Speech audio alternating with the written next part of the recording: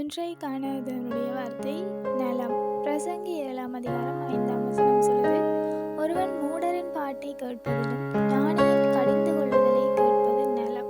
அதாவது நாங்கள் யாருடைய அட்வைஸை கேட்க வேணும் என்று சொல்லி இந்த வசனத்தில் சொல்லப்பட்டிருக்கு. உண்மையில் மூடரின் பாட்டை கேட்பதிலும், அதாவது பாட்டு என்பது இனிமையானது, ஆனால் கடிந்து கொள்ளுதல் என்பது அப்படி இருக்காது. நாங்கள் பொதுவாக இனிமையான பாடலை கேட்பதை தான் விரும்புகிறோம். ஆனால் இதில் சொல்லப்பட்டிருக்கு, மூடரின் பாட்டை கேட்பதிலும் ஞானியின் கடிந்து கொள்ளுதலை கேட்பது நலம்.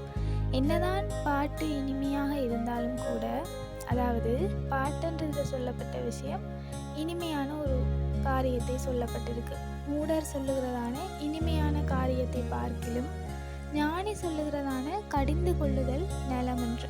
நாங்கள் கடிந்து கொள்ளுவதை, யாராவிலும் ஒருவர் எங்களுக்கு அட்வைஸ் பண்ணுகிறதை நாங்கள் விரும்புகிறது அல்ல. ஆனால் இந்த வசனம் சொல்லுது, அப்படி ஞானியின் கடிந்து கொள்ளுதலை நாங்கள் கேட்கிறது நலம். உண்மையில் கண்டிப்பு என்பது நடிப்பாக வெளிவர மாட்டாது.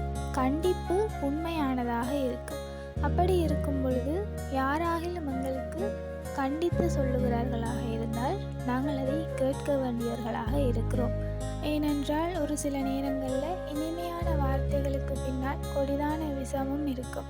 ஆகையால் நாங்கள் மூடரின் பாட்டை கேட்பதை பார்க்கிலும் ஞானியின் கடிந்து கொள்ளுதலை கேட்பது அதிக நலமாக இருக்கிறது. Have a nice day.